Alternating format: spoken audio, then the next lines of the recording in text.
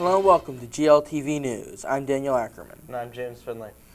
In Denver today, Timothy McVeigh wiped an eye as his parents pleaded for his life, using home movies to show him as a happy, loving, good son, not the monster he has been portrayed as. Jurors sat grim-faced through testimony, the last in the trial's penalty phase. After closing arguments Thursday, they will begin deliberating whether McVeigh should die by injection for the April 19, 1995 bombing of the Oklahoma City Federal Building that killed 168 people.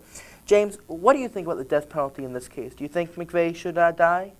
I don't know, it's really tough. You have to consider his parents and how they're going to feel about it. But on the other hand, he did commit all those murders. Yeah, it's truly going to be a tough decision for the jury, and this is one of those cases where I don't think even the analysts on TV can figure out what's going to happen. I agree, Dan. Moving on to Missouri, authorities are trying to determine what caused a public bus to careen out of control, killing 4 people at a crowded train platform. Officials from the National Transportation Safety Board were to arrive today to figure out why the bus suddenly surged Wednesday toward a crowd at the Metrolink light rail station in University City, on the University of Missouri, St. Louis campus. It appears there was an acceleration of the bus, and the cause of that we have not determined, said St. Louis County Police Lieutenant David Glenn. Is either a case of the driver error or mechanical error. The bus was driven by 31-year-old student driver who was scheduled to graduate Friday from a 6-week training course. The driver, Nicola Ball, was treated for shock in a nearby hospital. Throughout this disaster, however, there was a hero. James, tell us about that. As the bus hurled towards 17-month Xavier Thomas, the child fell. Ken Cole did not hesitate. He had fallen down and was just laying right in the path of the bus. Cole said Wednesday, "I looked back and I saw the little guy and I just had to go back and get him. The tires would have run right over him." Cole pulled the child to safety. His quick action saved Xavier's life as the bus slammed in the platform at the train station in North St. Louis County, killing 4 people. "This man is my hero," said the boy's tearful mother. "I don't know if my son would have been alive today if he hadn't done what he's done." Dan? In Washington, proud by anxious members of their own party, Republican congressional leaders have moved closer to a deal that would free billions of dollars in relief money for disaster aid. The deal, which negotiators hope will finalize today, would remove or resolve controversial problems in the bill by as much as 1/3 of the $8.6 billion provided in the original package that was vetoed by President Clinton. Senate Majority Leader Trent Lott said. Republican leaders on both sides of the Capitol said they hoped to bring the revised legislation to the floor today for quick passage and delivery to Clinton for his signature. There was no certainty for a bill that has divided Republicans, heightened partisan acrimony, and prompted Democrats to bring Senate action to a standstill. One Senate Democrat, who has led efforts to pass disaster aid, Senator Brian Dorgan of North Dakota, said that despite false starts before, he was optimistic this time the matter could be settled. James? In Trenton, New Jersey, how could it be that Governor Christy Whitman, who not so long ago graced magazine covers and was tweeted out for the number 2 spot on the national ticket, have the same kind of horse race poll numbers former Jim Florida had 4 months ago, June. Sorry. The ever-popular Whitman in the dead heat of Florio, the guy who was hung by voters for raising taxes, who was darkly joked about by people reading the bumper stickers through his first name was Dump. How could it be? It is only one poll, but the rest of the Star Ledger Eagleton survey, which showed Whitman as only 6% point leading over Democrat nominee Jim McGreevey, started even ever hopeful Democrats. The early numbers, Whitman was 44 to 38% point lead over McGreevey, 18% undecided, 3.5% point margin of error. Florio had a 5% point lead over Whitman in June 1993. Whitman's campaign chose to attack the polling organization's methodology. The governor said that he was not concerned. Dan? It's not until November when the gubernatorial elections begin again here in New Jersey. However, already campaign ads have begun happening. Former Whitman and Florio administration officials have formed a group that will evaluate campaign advertising in an effort to keep the gubernatorial candidates focused on the issues this fall. The Leadership Issues Index will work with the University of Pennsylvania's Annenberg Public Policy Center to determine if ads deal with the state's most important issues.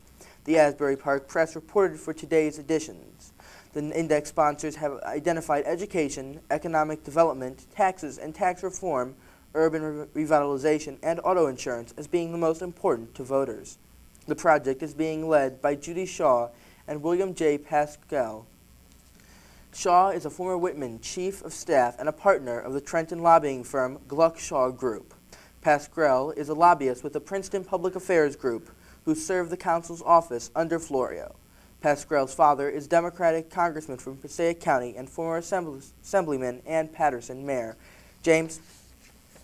The head of New Jersey's most powerful county Democrat organization will be awarded the post of state Democrat chairman, according to the published report. Essex County Democrat Party Chairman Tom Giblin said Wednesday he accepted the offer late in the day from Senate Raymond Lesniak of Union County, campaign co-chairman of Germer national candidate Jim McGreevey, the Philadelphia Inquirer reporter for today's edition. Giblin will succeed Tom Byrne as state party chairman and will continue to serve Essex County Democrat chairman.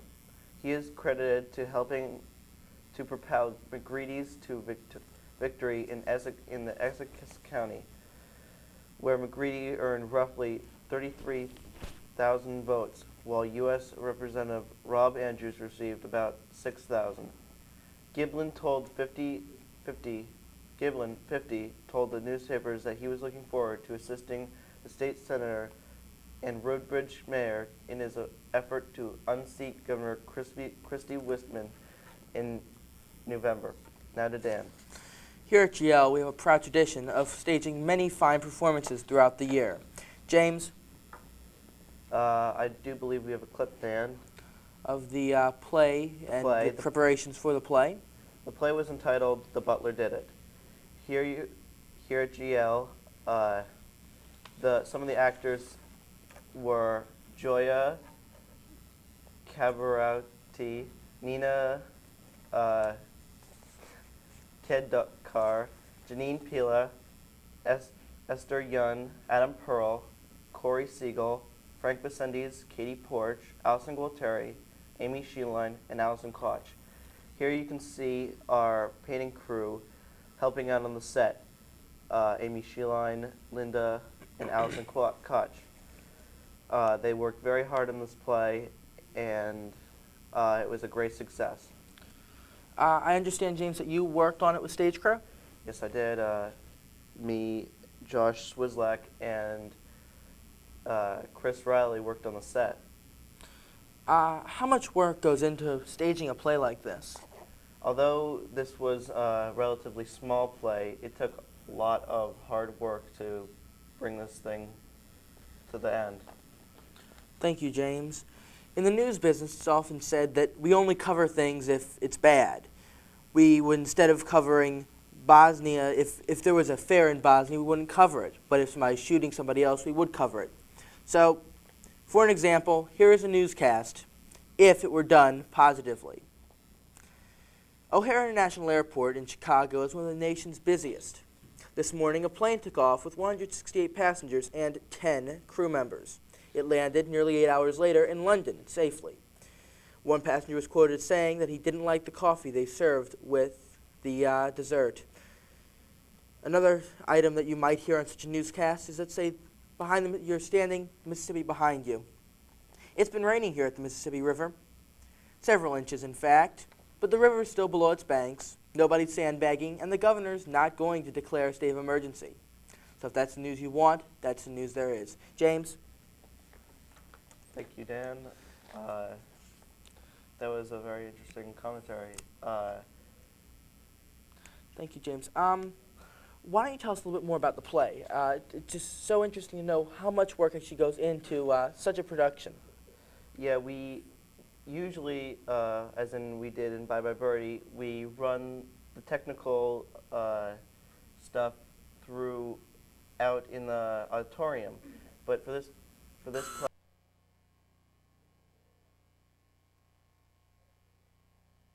we ran the umbilical cord, which is a series of wires hooked up into one cord so they aren't damaged.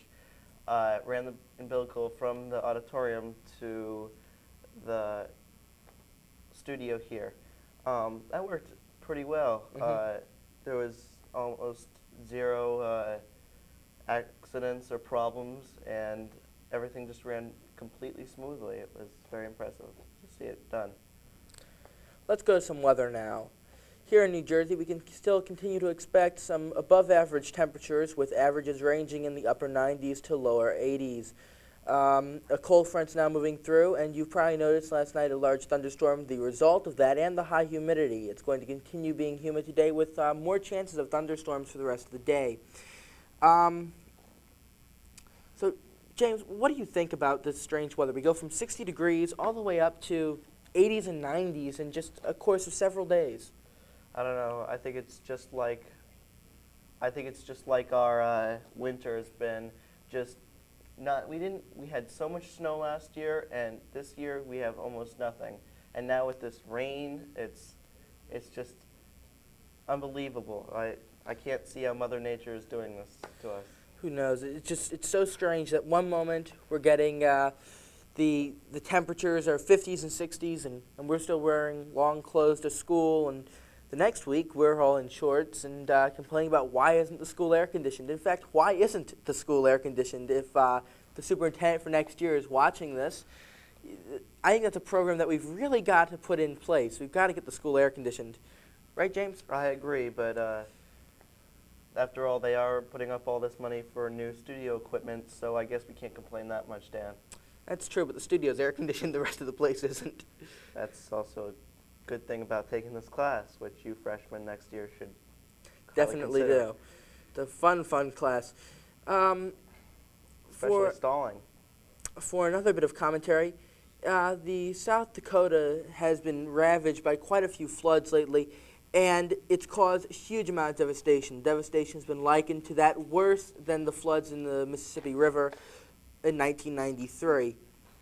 And yet in Washington, flood relief bills just continue to be vetoed time and time again, as Bill Clinton refuses to sign a bill because he does not want a rider attached on, and the Republicans refuse to take the rider off.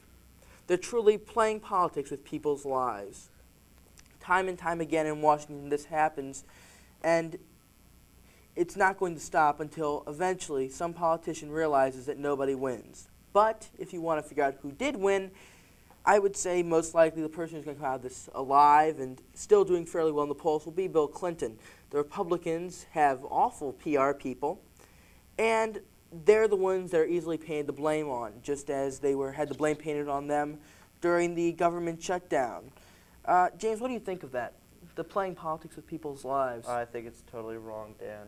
But speaking of playing with people's lives, here's an ethical question for you. A few weeks ago, a young woman gave birth in the bathroom of her prom to a child and left it there for dead. Do you believe that this is right, Dan? Well, is it right? Definitely not. It's, it's a horrible story. But, is it right? Definitely not. Now, should she be charged for anything? It depends on the circumstances. I believe the police are still waiting for everything to come in. And it looks as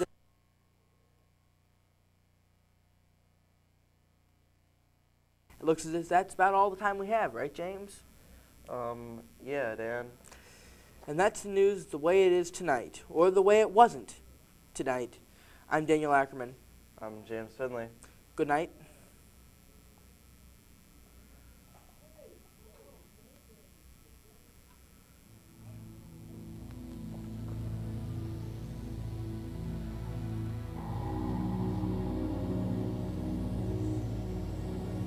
What was that? He said 1 minute, Dan. Why did you say that?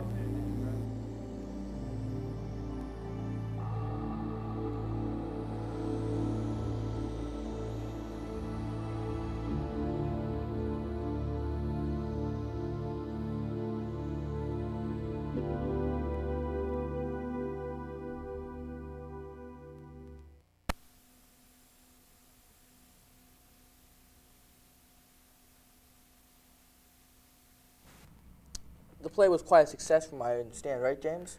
Yeah, it took a lot of hard work. The sets took a while to prepare. The job was quite professional, although it was done by Governor Livingston students. The cast also was very creative. Allison Gualteri. Okay. Looks like we're going to have to cut this short now. For myself and everybody here at GLTV News, Have a nice day and good night. good night.